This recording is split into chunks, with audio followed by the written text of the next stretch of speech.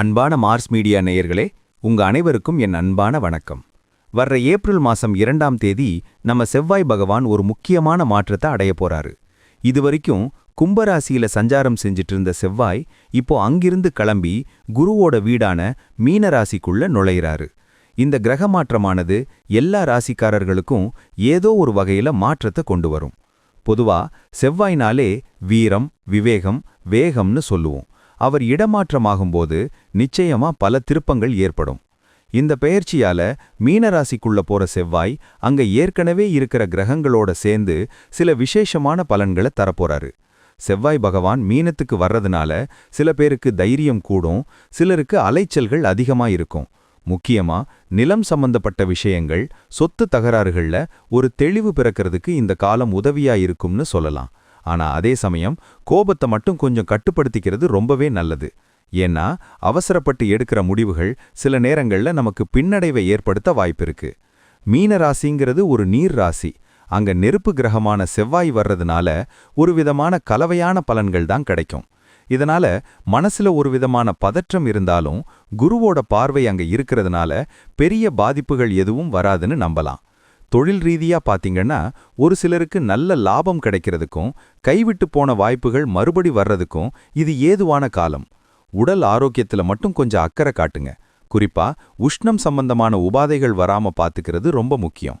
கடைசியா பார்த்தா இந்த செவ்வாய் பெயர்ச்சிங்கிறது ஒரு பக்கம் சவால்களை கொடுத்தாலும் இன்னொரு பக்கம் வெற்றிக்கான வழியையும் காட்டும். எந்த ஒரு காரியத்தையும் நிதானமா யோசிச்சு செஞ்சா கண்டிப்பா இந்த காலத்துல நல்ல முன்னேற்றத்தை அடைய முடியும். குலதெய்வ வழிபாடும் முடிஞ்சா செவ்வாய்க்கிழமை அன்னைக்கு முருகப்பெருமான வணங்குறதும் உங்களுக்கு இருக்கிற தடைகளை நீக்கும். இந்த பெயர்ச்சியால ஏற்படுற சாதக பாதகங்களை சரியா புரிஞ்சுக்கிட்டு நடந்துகிட்டா எல்லா ராசிக்காரர்களும் நிம்மதியா இருக்கலாம். அந்த வகையில ஒவ்வொரு ராசிக்கும் இந்த செவ்வாய் பெயர்ச்சி என்னென்ன பலன்களை தரப்போகுதுன்னு பாப்போம்.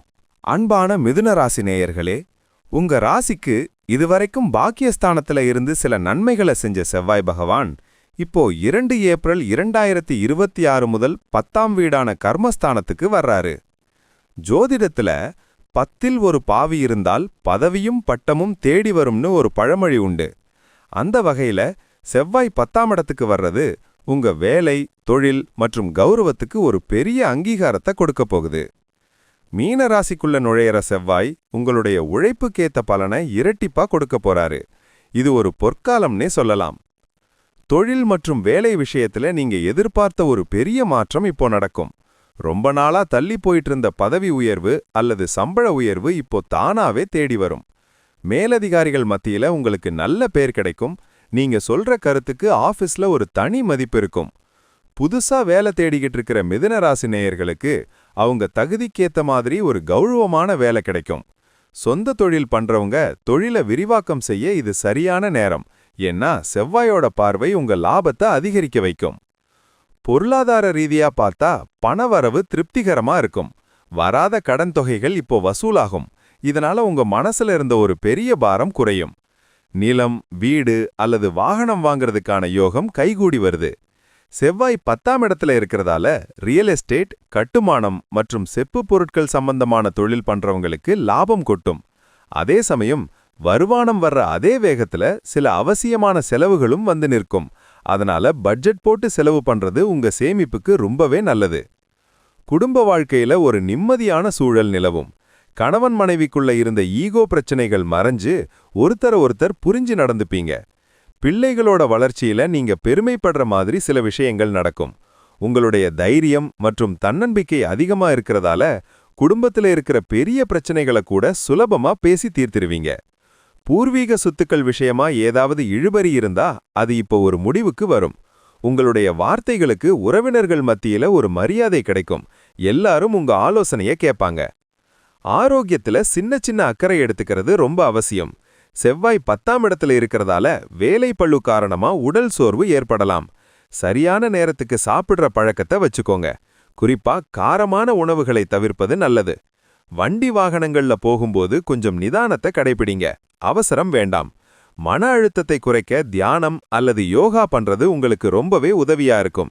மத்தபடி பெரிய பாதிப்புகள் எதுவும் இல்லை. உங்களுடைய பழைய தெம்பு இப்போ உங்களுக்குள்ள திரும்ப வர்றதை நீங்க உணர முடியும். மாணவர்களுக்கு இது ஒரு மிகச்சிறந்த முன்னேற்றமான காலம். பாடங்களை படிக்கிறதுல ஒரு தனி ஆர்வம் பிறக்கும். ஆசிரியர்களோட பாராட்டு மழையில நனைவீங்க.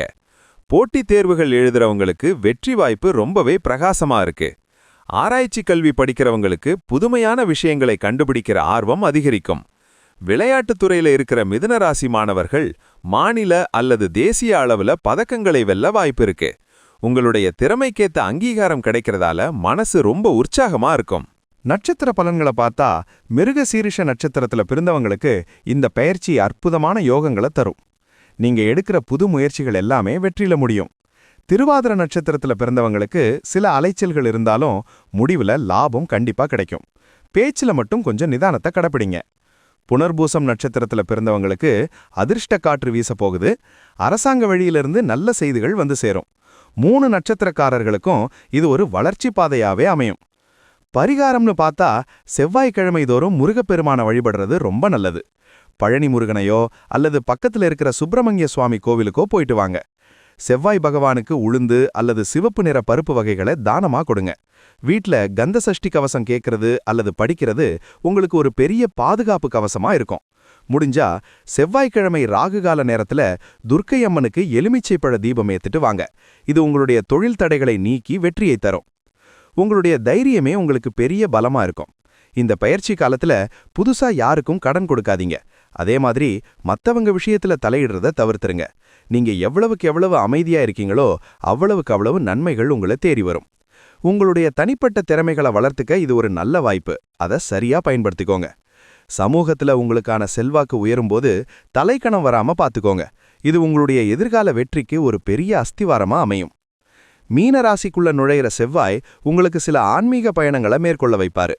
புண்ணிய நதிகள்ல நீராடுறது அல்லது ஆன்மீக பெரியோர்களோட ஆசி கிடைக்கிறது உங்க மனசுக்கு ஒரு அமைதியை தரும். இந்த நேரத்துல நீங்க செய்யற தர்ம காரியங்கள் உங்களுக்கு பின்னாடி பெரிய புண்ணியத்தை சேர்க்கும். பழைய மென்பர்கள் தேடி வந்து உங்களுக்கு சில உதவிகளை செய்வாங்க.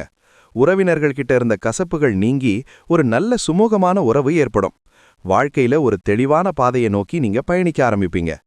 இந்த பெயர்ச்சி காலத்துல உங்களுடைய பிடிவாத குணத்தை மட்டும் கொஞ்சம் குறைச்சிக்கோங்க.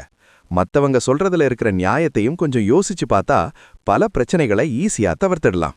அலுவலகத்துல சக ஊழியர்களோட இணக்கமா போறது உங்களுடைய வேலை சுமையை குறைக்கும். தேவையில்லாத விவாதங்கள்ல இறங்காம உங்க வேலையில மட்டும் கவனம் செலுத்துங்க. செவ்வாய் பகவான் 10ஆம் இடத்துல இருக்கிறது உங்களுக்கு ஒரு அதிகார பதவியை கொடுக்க போகுது. அதை நிதானமா கையாண்டா நீங்க தான் ராஜா.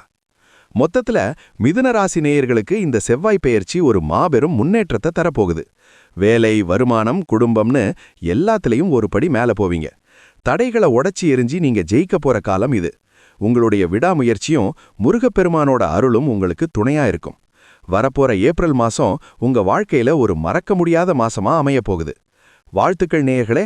இதே போன்று மீண்டும் ஒரு பதிவில் சந்திப்போம். நன்றி, வணக்கம்.